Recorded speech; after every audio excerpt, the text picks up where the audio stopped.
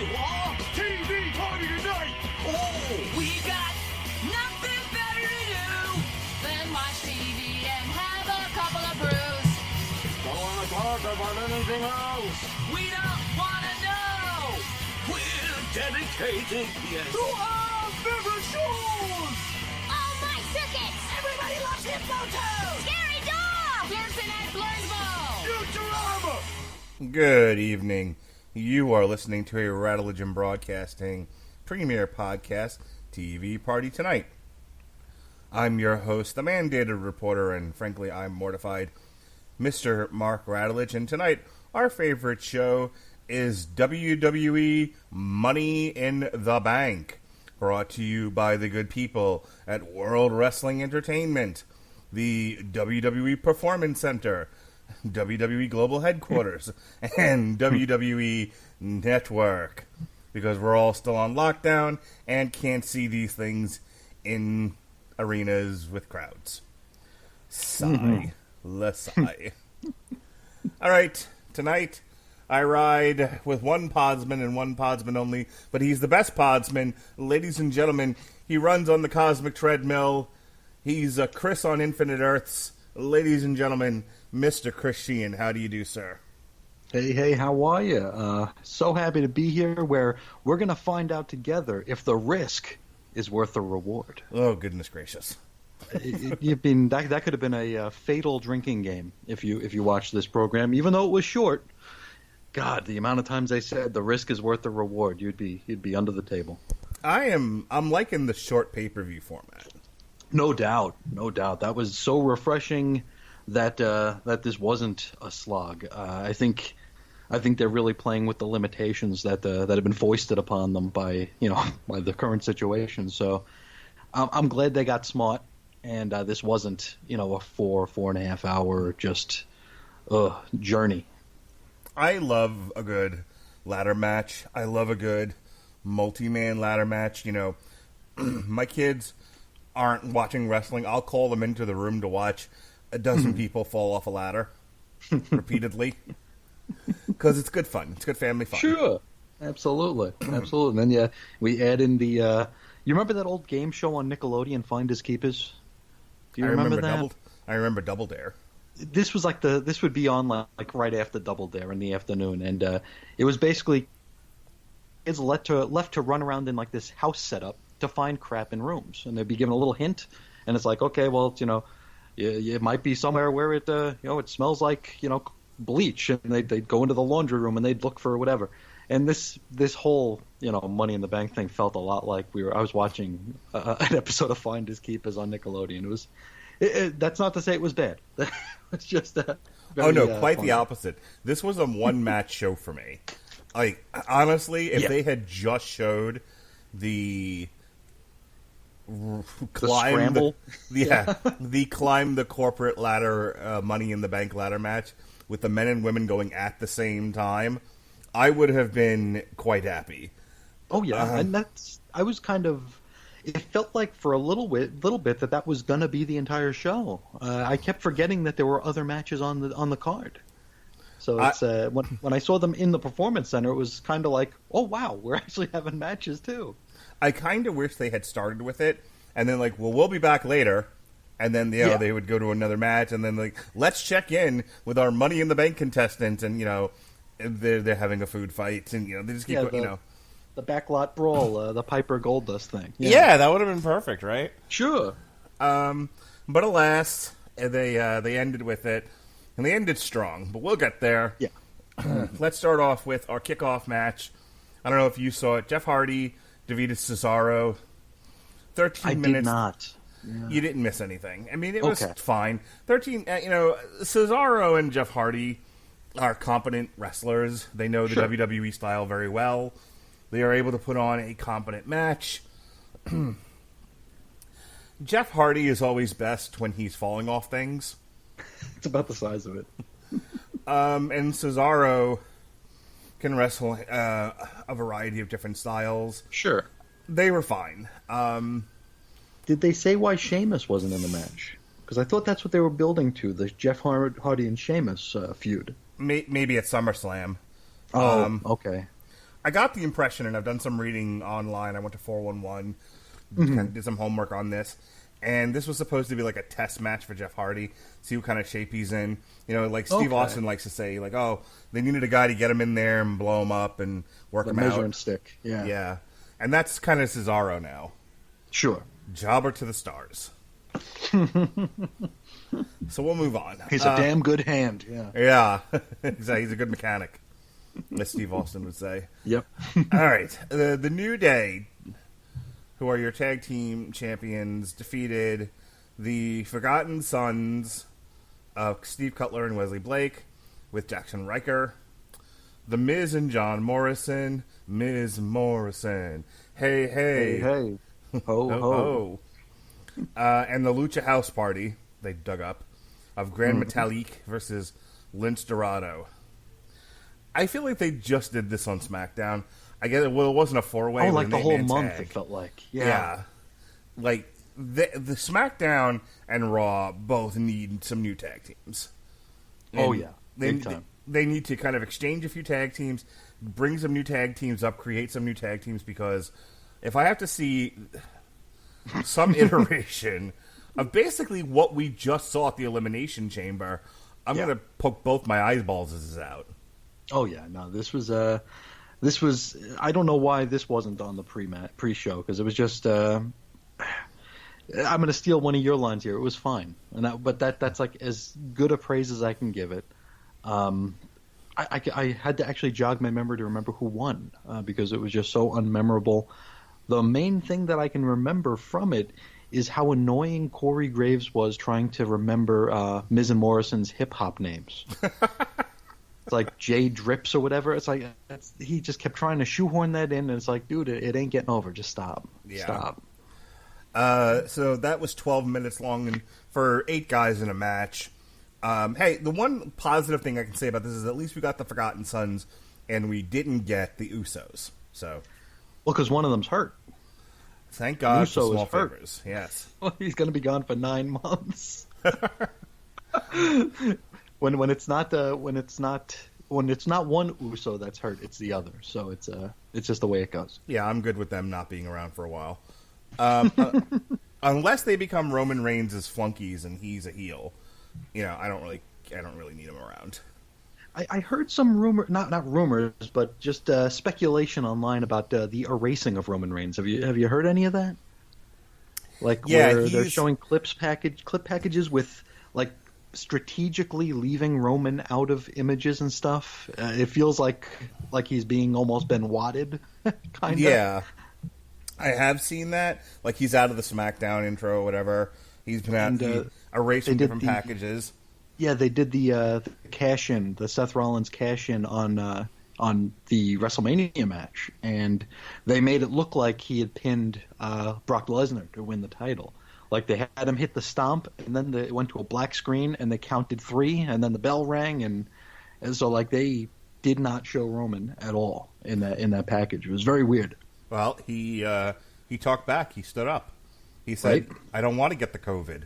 I want to be home with my." How dare he? I want to be home with my pregnant wife. And Vince McMahon, not a fan of people breaking out of the cult, said, "Okay, pal, anything you say."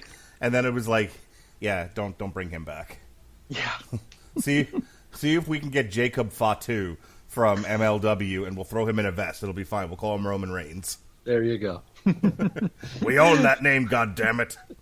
One of the Usos is hurt. Where's the other? That's right. One of the is like, hey, don't we have a working Uso? Yeah, he's Roman Reigns now. Yes. We'll pair him up with Diesel and Razor. In my favorite match of the night that didn't involve a food fight and running around to the sounds of yakety sax, Bobby Lashley defeated R-Truth in 1 minute and 40 seconds. Now, I guess this was supposed to be Fat MVP. Yeah. He looks like he's been stung by so many bees, doesn't he? MVP needed to change up his ring gear or some shit, because like, I like the Black Panther look. I think that suits him, but it looks like a sausage. Yeah, like he got like his wife must have to zip him up into that thing. Suck in. Okay, here we go. Yeah, so the MVP in his sausage casing with Black Panther stuff on it, I guess was supposed to fight R-Truth. And of course, R-Truth is he's a very funny fellow. People, Awesome. people adore R-Truth. And he doesn't even have to wrestle or wrestle well. He just needs to, say silly things, and people go, "Oh, R-Truth, isn't he delightful?" That was one thing that he didn't do that I thought was a missed opportunity was he didn't put the microphone in the crowd as he was like dancing to the ring for like nobody to say what's up to him. I thought that would have been hilarious, but alas, we did not get that. It'd have been even better if they had piped in a crowd yelling, "What's up?" Oh God. See, that's the problem. Like, clearly they're capable of some out-of-the-box wacky thinking. Sure. Between the Firefly Funhouse and the Money in the Bank matches. There's somebody or some buddies on the WWE creative staff that are, like, clearly pulling from, like, Warner Brothers cartoons and stuff for some of their things. But then it's like they only give it to their top performers where, like, instead of giving it to R-Truth, who could really use it and do some fun stuff with it, they don't. It's like they draw back from it. Yeah, it's true. It just goes right back to business as usual, and it's when you have the match like the Money in the Bank match we had tonight, and then you have this just plain, vanilla, normal, empty arena stuff. It's like kind of staggering to go back and forth because they're both just such extremes of one another. There's no middle ground there. It's just very, very dry and quiet, or it's the yakety sax, and nothing in between. The UFC had an event this past weekend. I did not miss the crowd, and my wife and I were talking about this. Like, my wife's not the world's biggest fan of mixed martial arts, but she'll watch it with me, and she's been watching it for years with me. And starting with BJ Penn versus The Nightmare, Diego Sanchez. But it's like the first pay-per-view I bought in the house.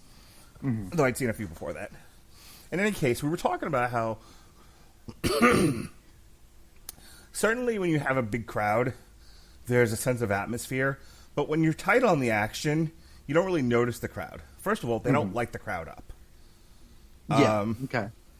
So when two fighters are fighting, the cage is lit up nice, but the crowd's not mic'd, and the crowd is not lit. So you hear kind of ambient noise, just kind of blocking out a lot of things. But like you can still hear the coaches yelling if they're yelling loud enough. Okay. Most famously, one coach yelling, "Go and get you some Donald Cerrone."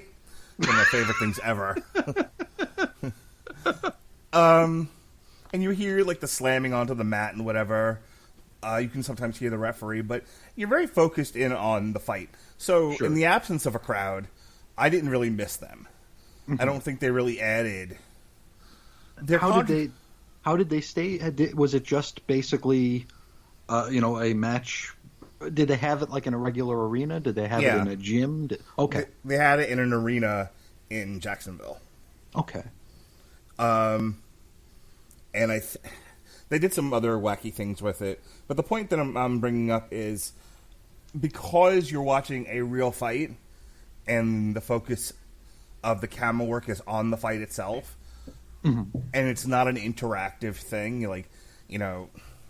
Not a chant or a spectacle or... Yeah, I mean, some stuff happens after the fight. Maybe as they're walking down, they'll kind of acknowledge the crowd. But even then, a lot of these guys are not, there's also rules about what you can and can't do. Like, you can't leave the cage, for example. Sure. It's like they've had guys who, they win the fight, and they immediately, jump out of the cage, and, the commission's like, you can't really do that. They seem to... Then you have guys who leave the cage and jump on the other team's coaches. And if you had not brought up Khabib Nurmagomedov's father, that would have never have happened. But anyway, my point being that in a real-life sports situation like UFC, I didn't miss the crowd. Here, the thing, and this is what I'm getting to, the lack of a crowd at a WWE event really makes all the difference. It does. It's been a very, very... I mean, even though it's been like this for... What are we in, like our 8th week now? It still just doesn't feel... It's not something I'll ever get used to. No. And I don't get think... used to. I don't want this to be the future of the WWE. Oh, for sure. For sure. Yeah, and it's like and they really haven't transitioned so good because, like, you could tell that, you know, the quick cuts of the camera and stuff. It's like you can almost feel them. And I'm projecting here, but you can almost feel them like wanting to show the crowd, you know, in between certain moves and stuff, but they can't. So it's like the focus is kind of awkward rather than adding to the match and like focusing on something. It's just weird and awkward. Also, have you ever watched like a UFC fight? You can, if you use just enough of a wide angle, you can pretty much capture what they're doing. No one's climbing to the outside of the cage to deliver an elbow drop. Yeah. They're not throwing a guy outside the cage and ramming him into the steel stairs or anything like that. You know, they've never laid a guy across the table and just like jumped on him. Joe Rogan and Dan Cormier like, oh my God, get out of the way. None of that happened yet. But so as a trained camera person, you can capture the frame without doing a tremendous amount of movement of the camera. Sure. WWE is all over the fucking place, and those cameramen must be fit to be tied at the end of a shoot where they're just like, I don't even know what to fucking do anymore. You got to figure like 5 hours into a pay-per-view, they're just done. And stop shooting the fact that there's no crowd. Well, they went into the fucking seats. I don't know what you want me to do. So, Bobby Lashley, R-Truth. So you had the comedy stylings of MVP and R-Truth, which led to Bobby Lashley coming out and squashing R-Truth after having a really good run in the gauntlet match to get into Money in the Bank, and then having it won by AJ Styles, who came back from the dead. Resurrection, yes. Is it just me, or should he be covered in dirt? You know, it's such talk about missed opportunities. They could have done something to change him up after this. Not that he needs a whole lot of freshening, but just something. I just feel like his first night back on Raw, from having been buried alive, he should have at least been dirty. Something like that, yeah. Just any sort of acknowledgement that it happened, other than him like being scared of the color purple now. Oh yeah, they definitely showed he has like PTSD. From that match, which is fantastic. We need more acknowledgments of mental health issues in our professional wrestling.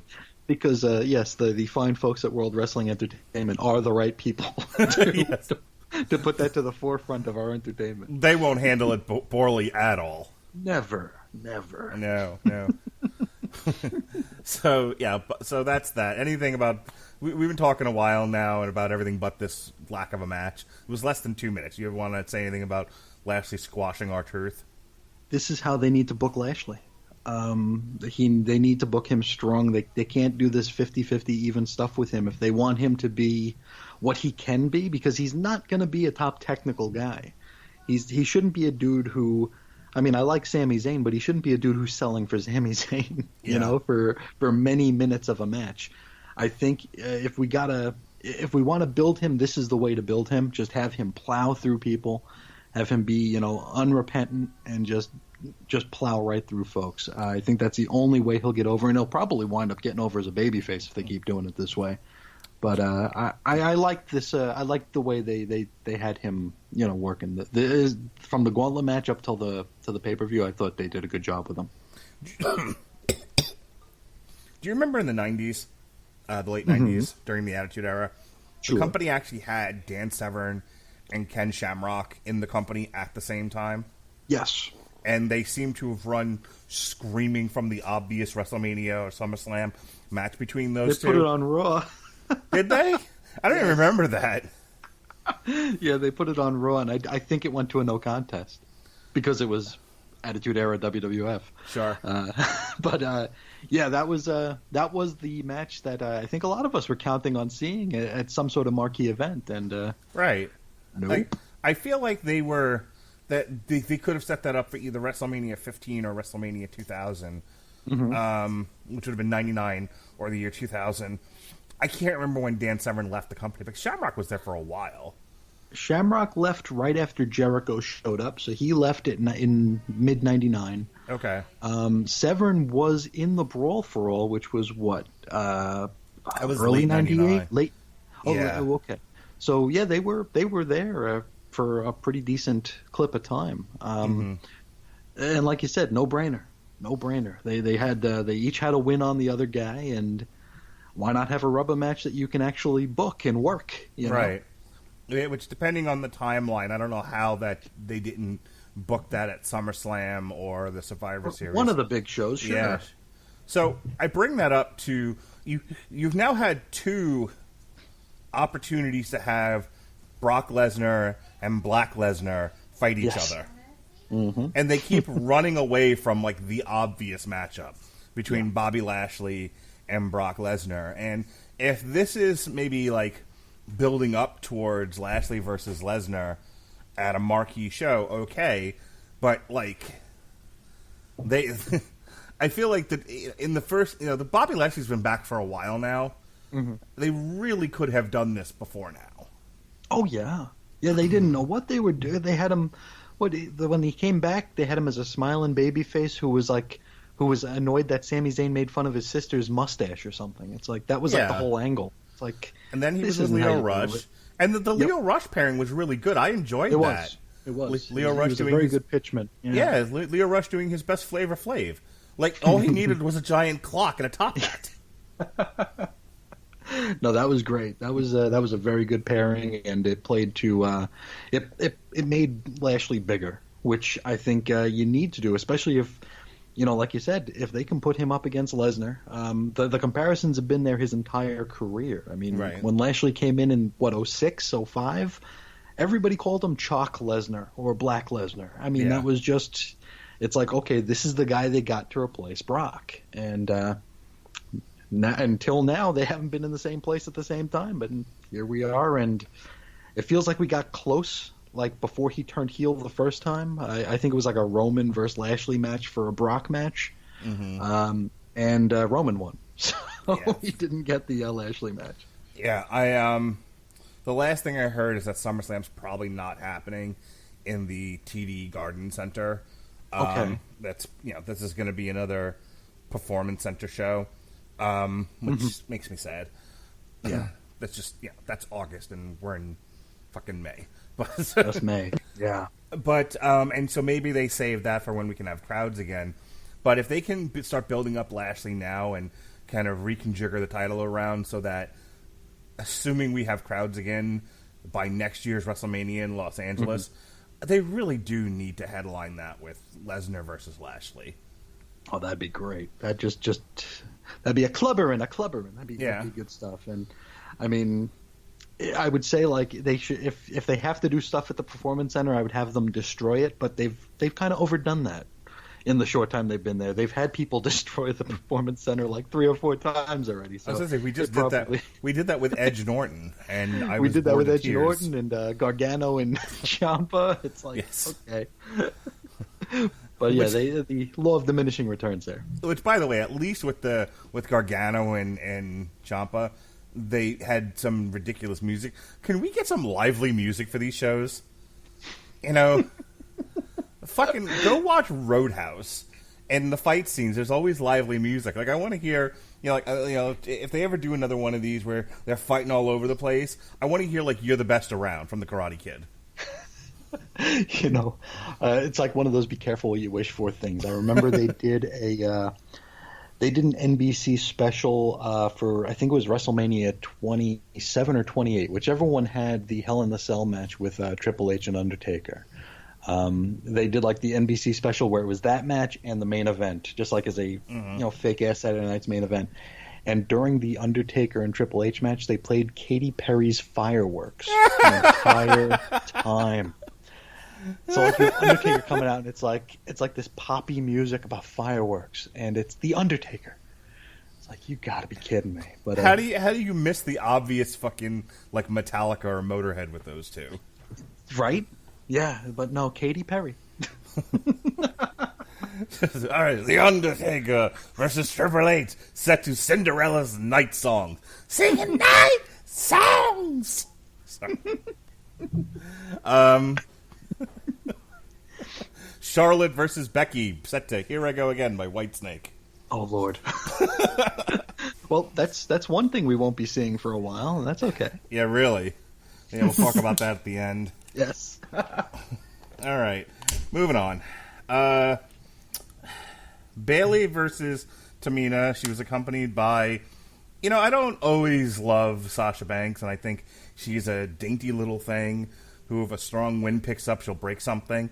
But my God, that outfit she was wearing, that red jumper, hotsy totsy. And I don't know if Sasha Banks does it for you. And like I said, she's not in my top 10 of girls I wouldn't kick out of the bed for eating crackers. But that outfit, man, sometimes that's all you need. It's true. It's true. Now, I think it's like I've kind of turned a corner on Bailey here. Used to be I didn't have any use for her. Her is just like shit talking the whole time. I thought that was fantastic. Yeah, since Bailey started taking antidepressants, she's actually fun again. Oh boy, yeah. I mean, this was a surprise. I mean, they played to Tamina's very, very, very large limitations. Because Larry Zonka referred to as having the agility of 1985 Andre the Giant. Oh Lord, and the grace of a hippo balancing on a lily pad. I mean, and it looks like she's like big enough to fit into Nia Jax's clothes now. It just doesn't. Her body has like just taken a weird turn. Yeah, I like their way of like hiding her body shape. Like, here, wear this trash bag and some body armor. It looks like a garbage bag. It looks like something they would have given Viscera back in the day, or Mabel. It looks like some kid made like armor to LARP in, and like she should be out running around in the woods with like a soft sword and a little throwing bird seed. Yes, Thunderbolt. I'm a paladin. Okay, Tamina, take your garbage bag armor off. Oh boy, yeah, she was not terribly mobile. I actually cringed a bit when she went to the top rope. I mean, that is scary when she goes up there. She doesn't stand on the corner like most people do. She like has one foot in front of the other to balance. It's just so bizarre looking. I've never seen anybody perched on the top rope that way. And I figured like she's gonna go ass over tea kettle here. And I don't think she hit the splash. I think Bailey got to her first, but it was just, yeesh. Awesome Kong looked good being heavy. Like, sure. She looked intimidating. There are some women who I think carry the weight well, and, it's kind of like what we were saying about MVP, where you're clearly, your body frame is carrying too much weight. Yeah. And you're not, like... you're not carrying it well. And I feel like with Tamina, and from what I understand, she's had 9 million surgeries. She's like more metal than she is human. Yeah. she's one of Darkseid's Furies. I just watched Darkseid, Justice League Dark Apocalypse War. It's really good, by the way. In any case, so yeah, it's like they're doing like their level best to like hide, which clearly not a great looking body. That's the thing, yeah. Because like with Kong, they don't shy away from her size. With Tamina, they're definitely trying to disguise it. That's a very good point. And just not. I don't know why are they giving her a push right now? I don't see why they're doing it. Because half of the roster was in the goddamn Money in the Bank. There you go. There's nobody left in SmackDown. Unless they start pulling up girls from NXT, there isn't a whole lot to pick from. Yeah. Yeah. And they just needed to get through this month. But yeah, shit talking Bailey, who's full of herself and just an asshole, is really fun. Like, I think we talked about this around Survivor Series, that like heel Bailey wasn't working because she was underplaying it. Like, she was like depressed. Yeah. Now that she's got her buddy with her, and she's allowed to be lively, she's awesome. Like, never take the title off of her. Oh, it's true, but it feels like they're almost rushing through to whatever they're gonna do between her and Sasha. Like every single time they're out, there's a little bit of miscommunication, and it's like I feel like it's too soon for that. As much as I've complained that they've been like attached to each other's hip for like their entire career so far, I think in this new dynamic it needs a little bit more time to brew. I think they've got 2 more months. Well, hopefully. Yeah, you got to imagine this is this is going to be one of the big matches at SummerSlam. Sure. You know, that's going to be held in like Vince's fucking garage. We'll get that apartment wrestling going again. Yeah. I got a casita out front. This next match ended in 10 minutes and 55 seconds, and it was 10 minutes too long. Braun Strowman. Oh. Okay. Your Universal Champion versus Bray Wyatt, who was not doing his Fiend gimmick, but... Okay, so remember when he did this bit with The Miz, but, like, he played it up as, like a big wimpy coward, because Bray Wyatt, as his Firefly Funhouse Mr. Rogers character, isn't, like, a wrestler. You know, this totally other side of him is. Yeah. So, what happened to that? They, like, no, Bray, stop. Yeah, because you know any subtlety you have in that character, get rid of it. We don't need it. They just kind of had a match, and the puppet showed up. Good. So, I think Bray Wyatt is a very creative guy, and I think he can be entertaining. I don't think he's a great wrestler. No. And Braun Strowman can flip ambulances and look awesome, but he needs to be led by he needs to work with smaller guys. Like, yeah. And so you have Braun Strowman, who's like a tank, and then you have Bray Wyatt, who's a big fatty. Mm-hmm. And they're just kind of rolling around in the hay. Which might have been like okay. It would have been like, you know, like give Bray Wyatt a little bit of offense, have Braun Strowman, you know, choke slam him, do his fucking run around the outside thing, power slam, call it a day. Mm. But then they went into this community theater thing at the end. Yes, they did. With 2 guys who are not good actors. No. No, it was very... when the puppet started showing up in the crowd, you know, part of me thought it was pretty cool because it's like, hey, they're actually doing something with the crowd. But the other part of me was just like, okay, are we supposed to be seeing this? Because like Michael Cole walked right over to one. like didn't even like think about it. It's like because like he threw Bray into the table or something. So then Cole and Graves, you know, scattered, and he walked like right past like Huskus the Pig Boy, and it's like, well, like is this like Hogan seeing Warrior in the mirror where everybody sees him but we're not supposed to? I don't know what it is, or are these characters in Bray's head? It's just I don't know. It's a little nebulous, but yeah, the community theater aspect was not great. And it was so telegraphed too. It wasn't even like you couldn't buy into it for a second. No, because like you knew exactly where it was going, and I mean, at least if you're gonna do this, if you're gonna bring in the hoo-ha and the histrionics, make it believable at least a little bit. Make us lose ourselves in it for like a half a second. Don't do it with Braun Strowman, who, no offense to the guy, but he seems like a big fucking dummy. Like, he's a guy that came from Strongman. Could Braun Strowman kick the shit out of me? He had $100 in his pocket. Could Braun Strowman kick the shit out of me? Sure. Do I give him all the credit in the world for, you know, winning strongman competitions and then going to WWE and being gifted the size, but putting the hard work in, and at least for a little while there being like a main event level talent? Absolutely. I don't take any of that away from Braun Strowman. Am I casting Braun Strowman in Hamlet? Fuck no. Maybe he'll play the skull. He'll play Yorick. Yes. We knew him well. I'm not casting Braun Strowman.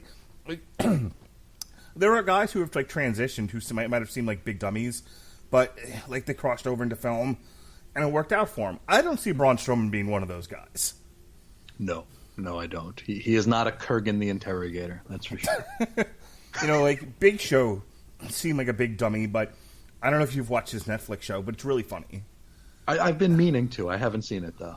Yeah, it's definitely got that like TGIF feel to it. That's what I figured, yeah.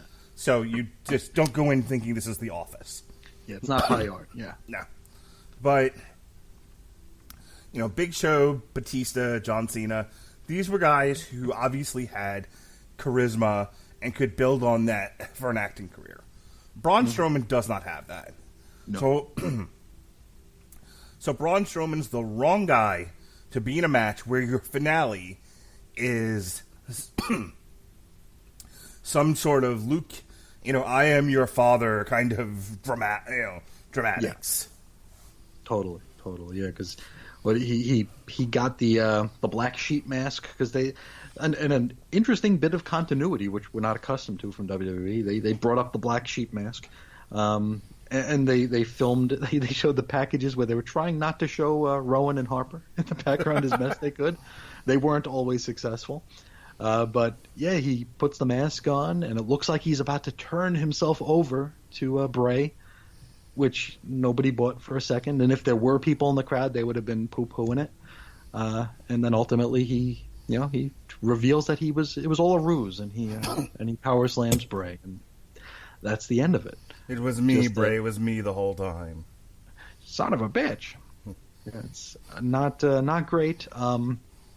And from the looks of the after match, this feud must continue because Bray had visions of a fat juggalo dancing in his head after the match. So I think this might be our build to SummerSlam, for better or for worse.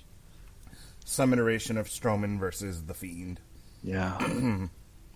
All right, in our real only solid match featuring men of the night, where there was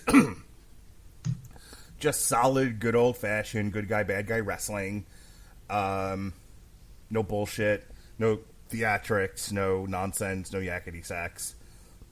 Drew McIntyre, your WWE champion, defeated Seth Rollins in just about 20 minutes. And, what can one say? Both of these guys worked their ass off. They sold. They told a good story. In 8 matches, or 7 if you count both men's and women's Money in the Bank matches at the same time, you had one solid wrestling match. And this was it. Yeah. No, this was a good match. Another one, I mean, it's not anybody's fault, but it would have been much better served with a crowd, for sure. But I really enjoyed it. I thought they both did good. And Seth Rollins is usually, of late, has been go-away heat for me. So that's saying something, that him and Drew were able to put together a match that kept me invested the entire time. I don't think the result was ever in question, but I enjoyed it. I thought it was pretty good. I think the thing with Rollins is he's actually buying into this Messiah character. Instead of just pretending he's this Messiah character, he's actually buying into it. But my issue is he doesn't say anything. Well, I think that's a good thing for him because when he does say things, it really sucks. Or it's like, I think I've made this comment before. He's the he's the WWE Universe lingo guy. Mm-hmm. Like, he's the guy who'll be like, Roman Reigns, big dog, in your yard. I'm gonna fight you at SummerSlam on the WWE Network, $9.99 a month. He's like that guy who just keeps giving the corporate speak, and it's nice to not hear him talk. It's yes, and I like his new music too. So because his Burn It Down stuff was awful. Yeah, I mean, I get all that, but I feel like if you're gonna give a sermon on the Mount, say things that might win people over to your side. Say something that's interesting. He's not Don Callis. He's definitely not the Jackal. He doesn't have that too. He's just the thing with him is he's just unlikable. I mean, even when he was a babyface, even when he was popular, there's something about him that is just like wormy, like not likable. He's just like reptilian. Well, I feel like he had I feel like he had legitimate gripes coming out of Survivor Series. And so when he initially turned into this character, I was with him there for a little while. I was like, hey, I kind of like this idea of the Monday Night Messiah, and like I'm trying to make Raw great again because we got fucking decimated at Survivor Series. Clearly something is broken here. Yeah.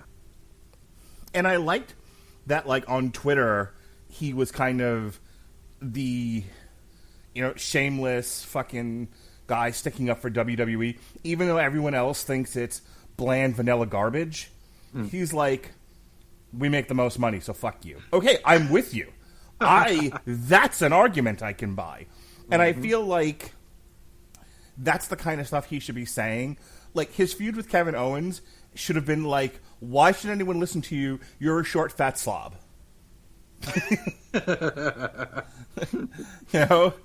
Like, everyone should come with me. Everywhere I've gone, I've won championships. I was in the best stable, the most popular stable, in a sea of garbage for the last 10 years. Clearly, I'm the guy to associate with. I'm one of the boss's favorites. I didn't see any one of you fucking siding with Triple H, who's in charge, by the way. Like, shit like that. Sure. No, I could definitely see your point there. They could go further with it for sure. I'm just like beside myself, happy that he's not what he used to be. Yeah, well, he definitely doesn't work as a face. No. He has fucking X-Pac heat as a face. Yeah, he is a weasel. So yeah, it doesn't work. No. All right, so it comes to it now. We have the men's, who started off in the gym, and we have the women's, who started off in the lobby. And immediately, I got this. First of all, give Asuka anything she wants. Oh, please, yes. Asuka, seriously, it's like The Shield, and then the next best thing that happened to the WWE was Asuka. Oh, 100%. She's so good. She's like the only thing on Monday nights that like I enjoy watching at this point. Her screaming besides and like besides the basketball games, then Asuka's been. Shut up. Go get the smoke, okay? So Asuka's so goddamn funny. Her screaming in like racist Japanese. Oh, it's so good. And she leans into it so much. Like, she's a woman who understands the obtuseness of wrestling, like how big it has to be. And she doesn't care, clearly. Like, I don't... Like, the last time I saw somebody who clearly got it and did not give a shit that they were a parody of themselves and they probably, ashamed to their race was Booker T. When Booker T became the king of the ring and became... and started like speaking in, trying to speak in like Old English, and he would give you that look, that sideways look of like my people, I'm here for you. Oh my god, it was the best. It was the best Booker T I'd ever seen. Oh, it was wonderful. It was wonderful stuff. I mean, to the degree, and I know people are kind of 50-50 on it, but even like Bradshaw. When Bradshaw became like George Bush, basically, big ass hat, they leaned into his. Oh, he actually like, is a good stock picker and has a lot of money and all that. And they were like, let's do something with that. So they made him JR from Dallas. Again, he got it. He got how big it was supposed to be, and that's what they're doing with Asuka now. Her character is so big and so ridiculous that everything she does is entertaining. Oh, 100%. No, so she's fantastic. They start out with her, and they're like, where is she? And she's like above them. And before she jumps on them, she's dancing. She dances. It's so funny to me. Oh, it's wonderful. Oh, it's wonderful stuff. The only thing that kind of like made me a little like cringy about the start was that they played their music and they like just walked into a room and then just stand there looking into oblivion. Yeah, it's like they've got like Naya's music starts and she just walks into a hallway and stops. It's like speaking of women being stuffed into a sausage casing. Yeah. Yeah. I thought she lost weight. I thought so too. I thought so. Maybe she did. I don't know. But yeah, it's I think she should be in that like Kong vein. I think she should be a big brute. I think that's probably what's best to just to make her stick out. Yeah. Because we don't. She is a big brute. She fucking hurts everybody she wrestles. That's true, and we will we'll get to an almost botch at the end of the match. So we'll go shift over to the men for a minute. Sure. Because Asuka, after brilliantly jumping on everybody... Hang on, I gotta... Listen, I am a man, and I like women, and oh my god, Carmella's tits. Holy cow. If nothing else, I was like, oh my god, your ring gear tonight. Arr, arr. I don't care that you're squeaking when you're moonwalking. I don't give a shit. I mean, normally she does like the full bathing suit, thing. Yeah. I guess, like, just so that to not, because everybody kind of does the 2-piece gear. Yeah. Shows off their midriff, but she and so she was in like more traditional gear than she normally does. So I never noticed, like, however she was stuffed into that outfit. Good God. That was the only time in my life I'd wish I had a 3D television. Anyway. I'm Richard Nixon in that ass. All right. Little dice clay for you kids out there. So we'll shift over to the men. Yes. Asuka jumped in the elevator, and everyone was just like, Asuka won, right? Because she got in the elevator. She's going to go. Elevators typically don't go to the roof. She had to get out at some point. So theoretically, people could, and if she doesn't know her way around the building, she still has to get out, find her way to the stairs, take the stairs to the roof. Theoretically, people could have caught her in time. Sure.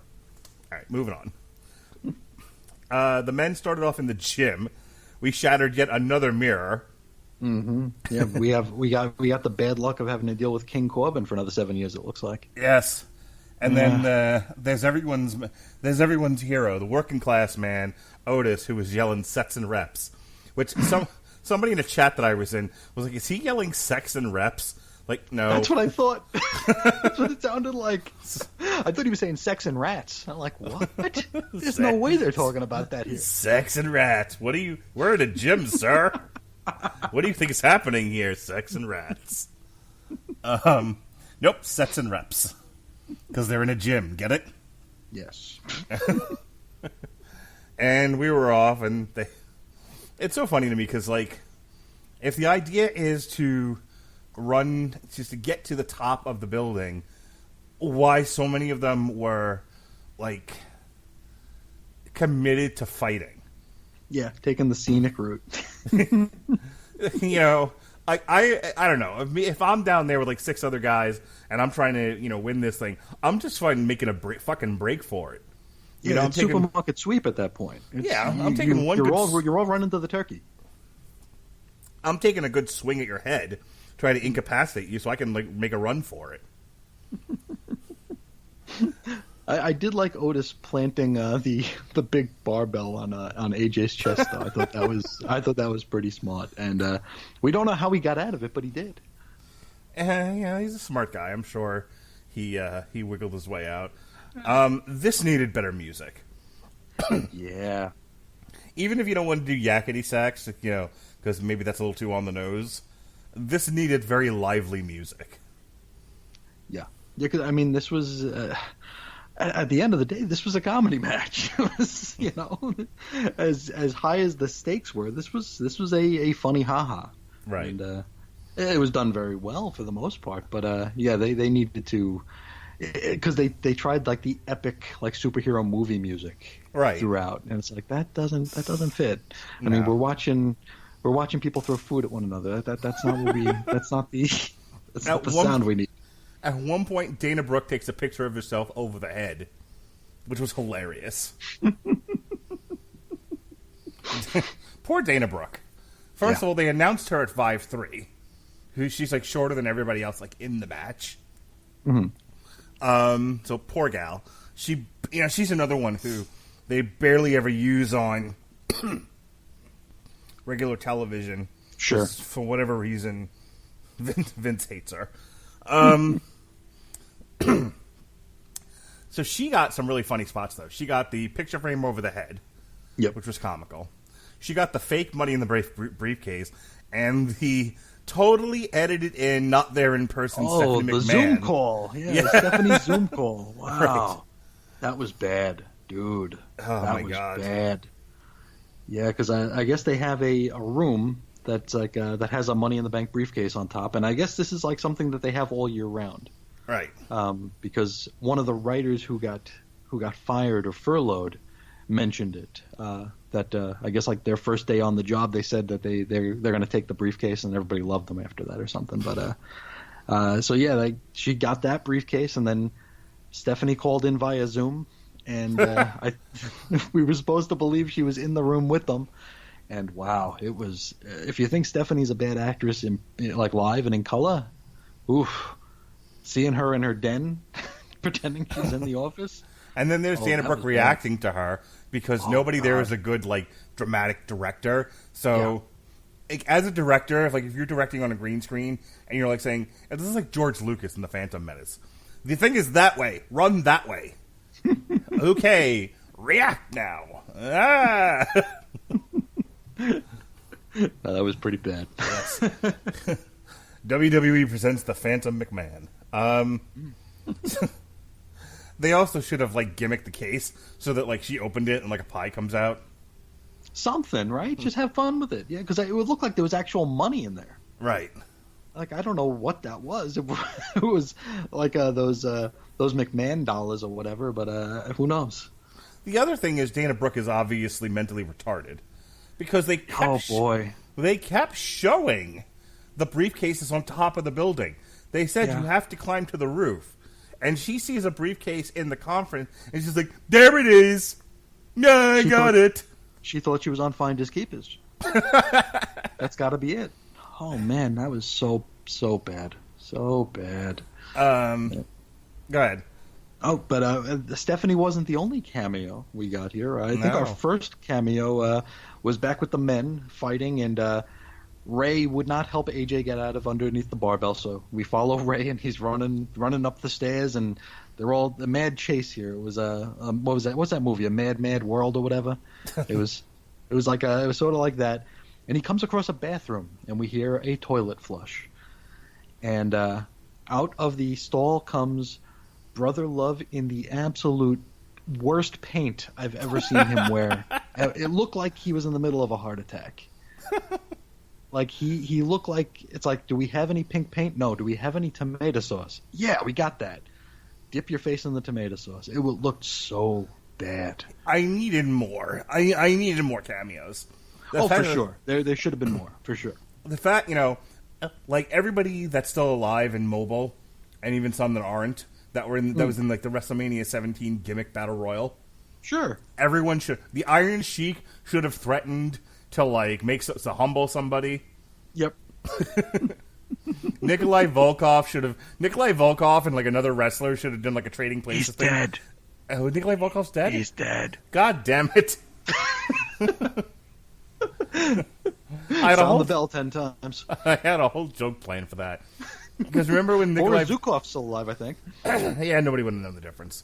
Magnum TA? Not Magnum TA. What's the other guy? Nikita Koloff. There he is. Do you remember when Nikolai Volkov was part of the $1 Million Corporation and he walked with around the with the scent sign? I wanted him to be a homeless guy in the middle of the building. I mean, they could have done so many more fun things. Yeah. Because the cameos they did were neat to see. Just to, it's like, it's Brother Love. That's pretty funny to see. We haven't seen him in a while, and I think Hillbilly Jim still works for the company. They should have had him with under a stack of Coliseum VHSs or something. Because that was his gig, was selling the videotapes. Right. Yeah, it would have been great if they had referenced Office Space, where he's in an office, and they're just they forgot to fire me 20 years ago. They keep sending me paychecks. And then Otis walks by, and then Hillbilly Jim gets up and says, "There's going to be a knock at your door, and that knock is opportunity." and opportunity is going to knock for you, and there's going to be a knock, and when I got that knock, I answered it, and it was opportunity, and the opportunity was this action figure. You remember his Hall of Fame speech that I think is still going on. I'm trying to forget it. Yeah, they should have had Mr. T and his mother. Oh God. Where was the boogeyman in all of this? That's who I was expecting. I was 100% expecting them just a weird scene of like them opening a door to like an empty office with like the boogeyman just eating worms or something in there. I was waiting for that. If there was like a Money in the Bank bingo card for cameos, I would have picked that one real quick. Absolutely. But speaking of dead wrestlers and entertainers that were in this thing, Vince McMahon showed up. Oh my! Was that him? That was him. Oh my God! He looks his age. I was gonna say. I mean, he's like usually it's like, oh, he's this age, but he looks good for that age. It's like no, he doesn't. No, he looks like the fucking Emperor in Rise of Skywalker. He is very gaunt. Just fucking hold him up by a crane. I am all the wrestlers. Man. Yeah, it's like they need to like when they put a suit on him, don't take the hanger out and then just hang it from a line coming from the ceiling just to keep him upright. Oh, dude, he looked rough. Yeah, I saw him on SmackDown when they did the Triple H thing, which was God, awful. That was bad. Oh my God, that made what, like two people on this planet laugh? Yeah, they were both there. Yeah. Yep. Oh man, that was the shits. The bit though with Bryan and Daniel and AJ Styles was funny. That was great. And then fixing the chairs. Cool. Yep. No, that was really cool. And it's funny, like the last time we saw Vince was when I think like AJ punched him out like one New Year's a few years ago, and Vince looked like a totally different human. Yeah. Just in such a short span of time, he has just gotten so much smaller, so much older. I feel like it's since the pandemic began. I wonder. Like he was fine. He looked like Vince 1999, and then they're like, yeah, WrestleMania is not going to happen. We're going to have to do it in a fucking gym in Orlando. And he just, like, all the spells broke. Yeah. There's like magic jewels around his office were all shattering, and his age just, like you see in the fantasy movies, suddenly suddenly he became his age. Yep, the bags show up under the eyes. The back gets hunched. Oh man, God! Another cameo. The absolute worst indie-rific doink I've ever seen in my life. Yeah. I mean, they didn't have Brother Love's makeup. That's for sure. They also didn't have doink makeup. He looked like he was wearing a dollar store mask. It was the absolute shits. Like I've seen indie doinks that looked more like doink. And it can't be a WWE production without a food fight. Of course. Because these are all fucking adults. Yes. Did we not get one for Thanksgiving? Maybe we didn't get one for Thanksgiving and we needed to do it here. Sure. But it was all right. The food fight was okay. I did like the squashing of Rey Mysterio. I thought that was cute. Like in between Nia and Otis, poor Rey gets crushed. But otherwise, I could probably do without food fights from this for a little while. All right, so we haven't talked about Shayna Baszler in this because yet again she was in it. Yeah, underused. Yes, big time. Like I remember more stuff happening with Dana Brooke than I do with Shayna Baszler. I think Dana Brooke, I think her spirit left her when she took that back bump. The one where she fucking concussed herself all on the back of her head. I swear I saw a spirit leave her body at that point. She hit hard. Yeah, she really committed to that fall. It's probably the only action she's going to see for the next month. Probably. She's got to get it all in. Yeah, she lost the fucking match to the floor. Lord. But Shayna Baszler, I mean, thinking back on it, she had some good interactions with people. She's just a brute, She's just a big old girl brute, and she was messing up people left and right. Lacey Evans got a good couple of shots, and neither one of them were involved in anything particularly funny. I think at one point, like Lacey Evans punched somebody in the face and was like just yelled nasty. And yes, we know. Yeah. We got it. So we get to the top, and Dana Brooke's dead. Lacey, Nia Jax was in the last bit, and we have one more cameo. Okay. People power. Oh, that's God. And I think he got a pie in the face. By the way, yeah, I got to talk about that really quick. And since you mentioned it, so Otis walks into the cafeteria, and I don't know if you know this or not, but Otis is fat. He's rather large. He's a Rubenesque fellow. Yeah, no, he's fat. Fat people like to eat. I don't know if you know that. Big fatties. They can, given a choice between a title match and monetary success and possible fame and an uptick in your career and a pie, fatties take the pie. Do you get it? Every time. Do you understand? So Otis, who's clearly led by his rotund belly, saw a pie and was like, fuck this entire fight.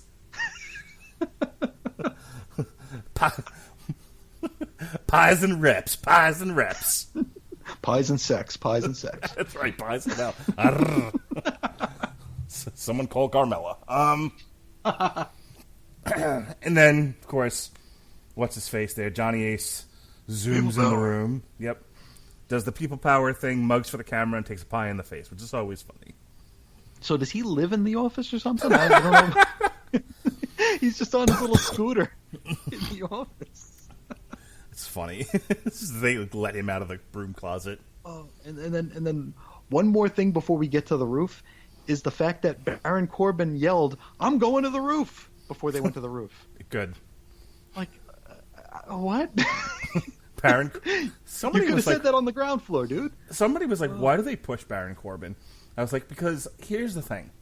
I know, like, he's not a very interesting wrestler, and he has go away heat. But can you think of a guy on the roster who people want to see beaten more?" No, probably not. Right. Probably not. He's the perfect heel. You know, he's good at what he does, which is being bad. Yep. So, first the women. At the end, it was. At the end, it was Asuka. It was Nia Jax, and who was the third girl that was up there? Lacey, because Nia almost dumped her on her head with a gorilla press. Okay, yeah. Oh boy, I'm sure Lacey is a very isn't all that heavy, you know, and Nia lifts her up, can barely get her over her head, and this is something they pre-taped however many days ago, and they left this in here where like Lacey's head starts to I guess Lacey's head's the heaviest part of her body because that side of Nia's body tilted down, and she just dropped her. Dude, Jim Cornette says all the time when he starts talking about botches, don't do shit you can't do. No doubt. And if you don't have the arm and shoulder strength to body press somebody, maybe just remove that from your repertoire for a little bit. Don't fucking do it. Work it out. See if you can get her up. If you can't, either she didn't get up for you or you just don't have the upper body strength to do it. Sure. Pick a different move. Yeah, absolutely. Because, there's tons of power moves that are probably easy. I mean, my friends and I used to power bomb each other all the time. That's not a terribly difficult move to do. A gorilla press slam, however, is a totally different animal. And if Nia can't do it, she still tried, and they still filmed it. They didn't say, cut, take two. And or maybe this was the best take. Maybe Lacey had her spirit leave her body several times, and this was just the best take of that, where she gets dumped and almost destroyed. What is it that I think Farouk used to do it, where like you jump into his waist and he just fucking plants you on your back? Oh, that fucking insane spine buster. Yeah. Oh man, do a spine buster then. Yeah, why not? It could look killer for sure. When Farouk did it, Farouk looked like he was killing people with it. Yeah. He was putting people through the ground. That was awesome. Absolutely. But that was Nia's contribution. Yep. So the three of them wrestled a bit. Asuka finally climbed the ladder. She got the case. Well deserved. Other than Shayna Baszler. but why did Baron Corbin came up the other end of that ladder and tried to get her to stop? he tried to stop Asuka from grabbing the women's Money in the Bank briefcase. I don't know. And he got kicked in the head for his troubles. But what was even the thinking? That's like one of those fatal, not fatal four ways, but like the 3-way dances where it's elimination. It's like, and people breaking up pins in that. It's like, why would you do that? Just doesn't seem like the smartest thing to do. Yeah, I don't know. So to close out just the part about the women, we didn't know it at the time, though it's been rumored for a little bit now. Becky Lynch hasn't wrestled since WrestleMania. Turns out she is with child. Mazel tov to the man. Hope we never see you again. I support you in staying home and being a mom. In fact, if I can work it out where, like, buy her new T-shirt that says, instead of saying the man, it says the mom. I will absolutely buy a mom T-shirt if you never come back. There you go. Buy one for every day of the week.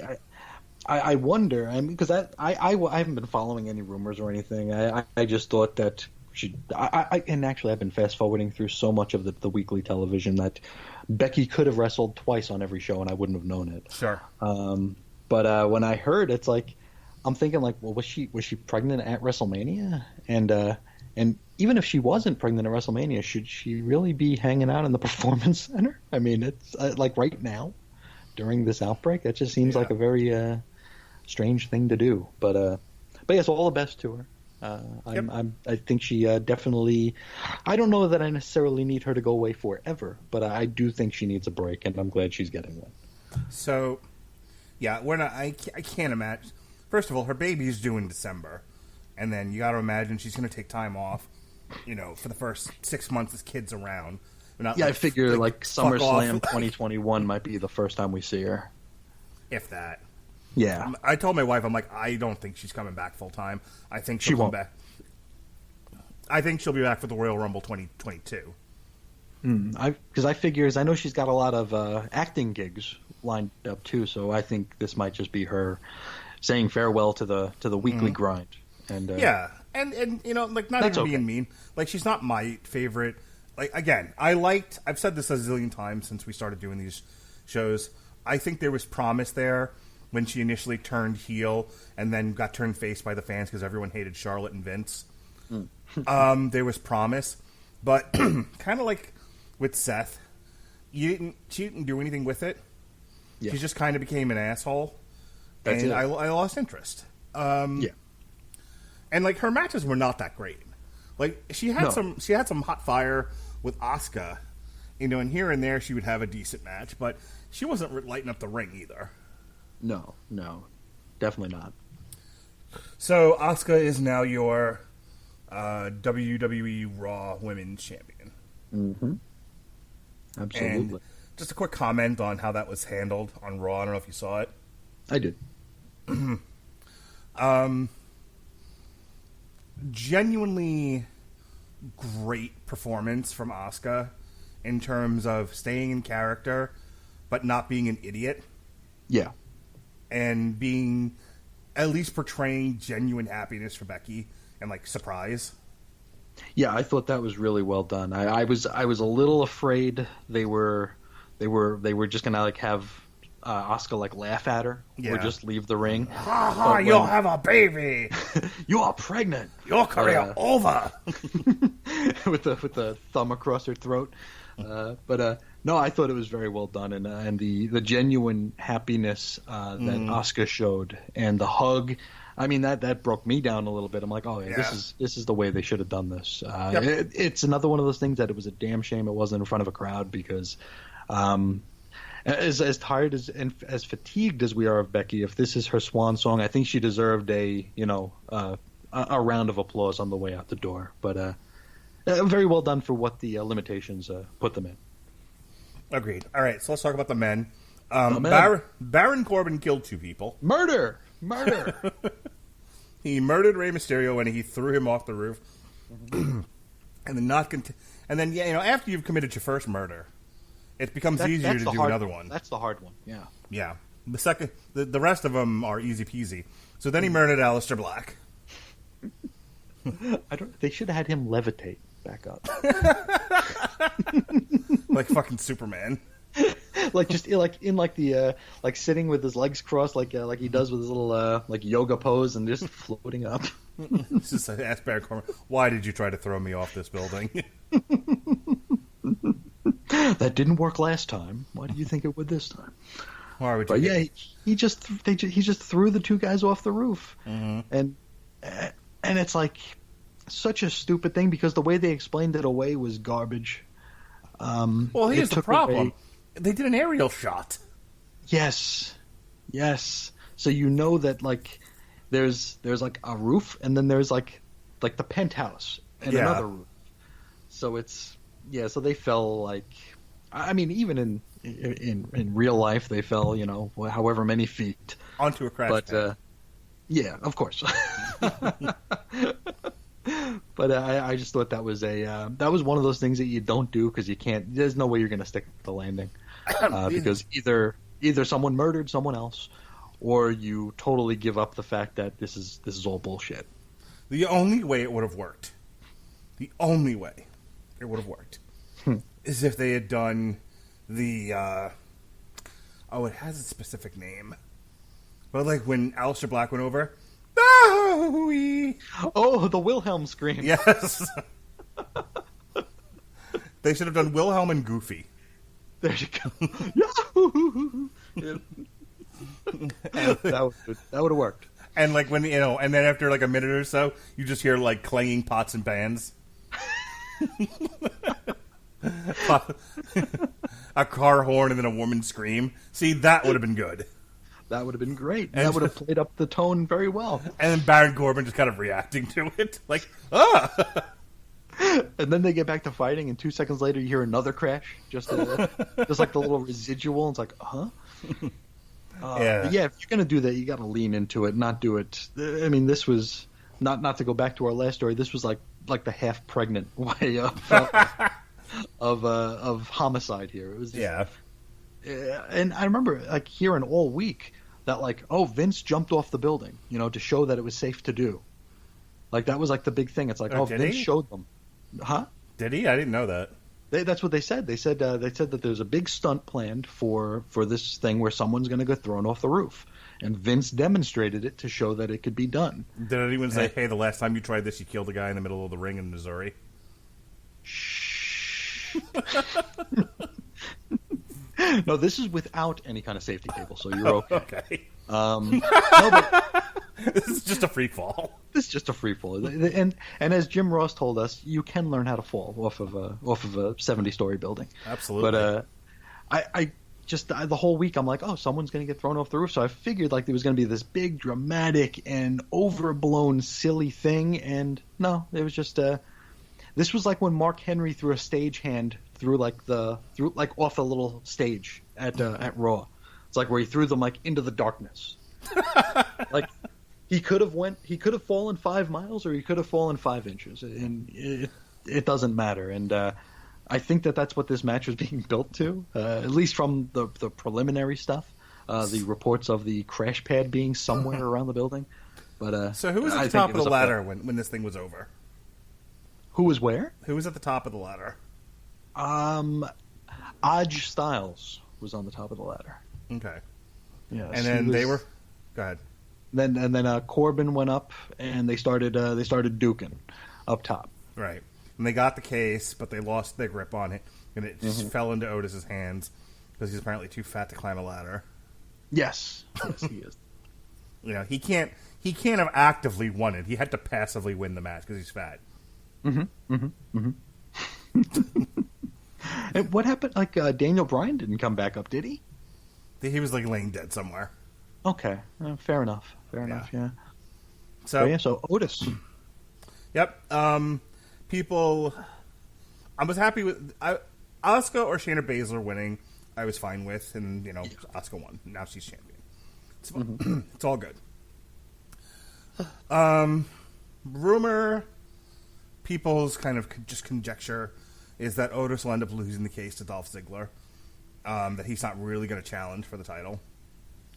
I heard that like on SmackDown before the show, he said that if he wins the case, he and Take are gonna challenge for the tag titles instead. I don't know if that'll actually happen, but that's what he said. Great, good. Yeah, so that's a nice waste of a case, right? I hope he trades it in for a pie. Because I think what he doesn't realize is the way to get a tag team title match in WWE is threaten to quit. Right? I mean, that's been the case for the past year now. I mean, you threaten to quit, you threaten to leave, and here's a tag title match. You got it. Yep, and another $100,000. So, Yes. So overall, it was fine. The Money in the Bank stuff at the end was so hilarious. Like, I was dying laughing through most of this. I was super entertained, and I said on Twitter, and I really meant this, I wish this was the WWE all the time now. Like, Sure. I just want cartoon violence, because just regular old empty arena matches featuring somebody managed by Selena Vega, I can't take it anymore. Like, I can't watch. Raw is unwatchable. It's really, really rough. Yeah, it's a slog, and it's like it'd be one thing if maybe they cut an hour off of it just for now, or maybe did like an hour best of at the end of it just to cut us a break, because at the end, as I watch it on Tuesday mornings while I'm writing or something, and there are times where it feels like it's like half the day is gone and it's still on. And there's just too damn much of nothing is the thing, and really just not a pleasant experience. This was a ton better. I watched the first hour than I podcast usually, and sometimes like at 8:30, I'm like, yeah, I'm turning this off. Yeah, yeah. I don't know how anybody could watch the show live, because if you're watching it live, you're stuck. You can't fast forward nothing. Nah. So I don't know how anybody could do it. I would like to talk to someone who does do it just to find out how they cope, because I can barely do it on DVR. Well, again, if you got to follow some of these wrestling writers who have to watch the whole thing because they have to do like live reviews of it and shit. Sure. And they're like all drinking. Oh, they gotta be. Yeah, there's a lot of tweeting. There's a lot of tweet whining going on. Oh boy. Yeah, it's like everybody is in a hard spot there. The people who have to talk about it, the people who have to do it, the performers, the people in the office who have to like deal with it. It's just this isn't the good times, and unfortunately, we get these glimmers of fun with the Boneyard and the Firefly fun and this, but these are the exceptions where maybe for at least this little stretch of time they should become the rule. Well, that's I just don't know that the creators are creative enough to do it. Well, I said I wish the WWE would just lean into the more cinematic stuff and do more of that, and I feel like they're listening, because at Backlash, Edge versus Randy Orton in a wrestling match. Yeah, well, that's if Edge accepts the challenge, because he looked very, very, very nervous about that challenge at the end of Raw. Yeah, the professional wrestler looked very nervous about having a wrestling match. Oh man, I can't blame him. Yeah. But with the cinematic thing here, I mean, we saw how they worked around the Undertaker, his mobility issues. We saw how they did whatever they could with Nia, because I mean, live she's even worse than that. Mm-hmm. I mean, we could have theoretically dream matches. I mean, we can get a Hogan match right now if they do it cinematically. Sure. I mean, we could get a Flair match right now. We can get a Sting match right now. You can get a fucking Bruno Sammartino match if you really wanted to. We could have him call in on Zoom and say, "Hey Vinny." But I mean, we could have all of these dream matches in cinematic form, if they really wanted to. It's out there. So overall, the the cinematics Money in the Bank stuff was amazing. Lot of fun. McIntyre Rollins was solid. Strowman Wyatt sucked. Bailey Sasha was Bailey Tamina. I mean, it wasn't a great wrestling match, but Bailey's awesome. Yes. Watching Bobby Lashley squash R-Truth was fun, and then there was two forgettable. And when I mean forgettable, like if I hadn't read the wiki as we were doing this, I would not have been able to tell you what happened. We talked about it a little while ago, and I don't remember what they were. Yeah, exactly. So, Yeah. average pay-per-view with a really fun ending. I am not looking forward to Backlash. No, it's weird they're bringing the Backlash name back. We haven't had that for a while, have we? Yeah, remember Backlash was the Backlash to WrestleMania? It was the one right after WrestleMania, yeah. It was all the WrestleMania rematches, and I hope that's not what we get here. No, now it's fucking Backlash 2 months later. Do we know any of that card outside of the Orton Edge thing? I mean, since everything happens in threes, I'm sure we'll get McIntyre, Seth Rollins, and some sort of rematch. Mm-hmm. I would imagine Bailey will defend her title again. Yeah, I don't know. Yeah, Selena Vega, I'm sure, will be there. Yeah, she was notable for her absence on the pay-per-view, huh? Not the twat wasn't None of there. her- Austin Theory wasn't there. Fucking Charlotte's husband wasn't there. Yeah. Like, what did they piss somebody off? Did they not make a taping? What happened? Very strange. Yeah, because they've been like carrying Raw for better or for worse. Boss Yeah, Baby they've been Carrillo wasn't there. Yeah, he just came out to get squashed last night. Yeah. But yeah, I had a good time with the show. I had a good time with this show, and I think a lot of that has to do with not only the cinematic match, but also the length of the program. For sure. I didn't feel fatigued as much as I usually do. Yeah, I miss like the old 2-hour pay-per-views, like the old In Your Houses. The In Your Houses, yeah. Mm-hmm. Yeah, those were the In Your Houses were great because they would end and you'd want more. Right. You know, I think that's the way we need to go. We need it to be where a show ends and it's like, man, I could have gone for another couple of matches there, instead of the 5 or 6 hours into the show and be like, wow, we still have 4 or 5 matches left. Yeah. Now they end, and I don't want to watch wrestling for 2 weeks. Oh, you got to detox. Yeah, you got to detox after you watch a WrestleMania or something. But this one came in at what, like 2.5 hours or something like that? Something like that, yeah. Like, I mean, it was shorter than Raw. They went to the main event at like 9 o'clock and it started at 7.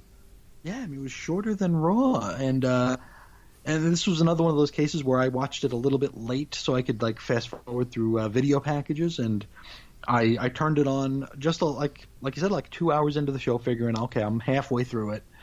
And it was when I turned it on, and you know how you pick like watch it live or start it over. I picked start it over, but it put me live anyway, and I saw Baron Corbin throw people off the roof, and I was like, oh man, well I guess that's who's going off the roof, and then I had to start it over again, and I didn't realize that was the end of the show. So right. it's very, very strange. So tomorrow, Sean Comer and I have a pair of shows. First one will be tomorrow night. We're going to do the High Fidelity Season 1 on Hulu, and then we'll do the On Trial on Thursday for the High Fidelity movie starring John Cusack. Next week, Alexis Hana and I will finish up our run on She-Ra Season 5. The Damn You Hollywood gang get together and do a review for Scoob. And then Pat Mullen is back after we just closed up Chapter 7 on our trip through the history of the lineal heavyweight championship in boxing. We looked at the scramble for Ali's title, the WBA heavyweight elimination tournament, which is fantastic. So he'll be back on the 21st to talk Dark Side of the Ring Season 2. I will be on Larry's show the 23rd after AEW Double or Nothing, but I'll be talking about it on here with Chris Bailey on May 26th. So you can check out all those shows. Chris, tell them about your Infinite Earths. Yes, Chris is on Infinite Earths, a daily blogging site. I'm in the middle of Marvel May because I hate DC Comics right now. So there's so much garbage, goddamn. So I decided to jump to the other side of the street and revisit some of the old favorites from the comics company that actually brought me to the dance. I figure maybe I'll be leaving with them as well. On the podcasts, we've got Chris's on Infinite Earths. The show is back. Last week, I covered something lineal myself. I covered the lineal Howard the Duck. When the creator of Howard the Duck, Steve Gerber, and the creator of Savage Dragon, Eric Larson, stole the lineal Howard the Duck from Marvel Comics. Yes, they really did that. This week, as this show goes up, actually, I don't know when this show will go up, but as we're recording this tomorrow, the next episode of Chris's on Infinite Earths will be going up with another bit of weird comics history wherein I discuss an actual murder in the comics industry. And not from very long ago, about 30 years ago, a real live murder. It's very different in tone from what I usually do, but it's a very interesting story, and I hope people tune in to check that out. There's also Moratory Mondays every Monday with me and Chris Bailey, and hopefully every first Saturday of the month there is From Claremont to Claremont, an X-Men podcast, where we go through an entire month's worth of 90s X-Men comics. The last two episodes have been 10 hours and 12 hours long, respectively, and Mr. Radulich will be joining us on the third episode next month, so that's something to look forward to as well. Yes, you have to confirm our recording time. I pitched you a date, and I never heard back from you. Did you? Oh, yeah, I'm free that day, too. Well, then, hey, let me make sure I put that on my calendar. So, Wednesday, the 27th, we are going to record, what is it, Wolverine, Punisher, Fuckface?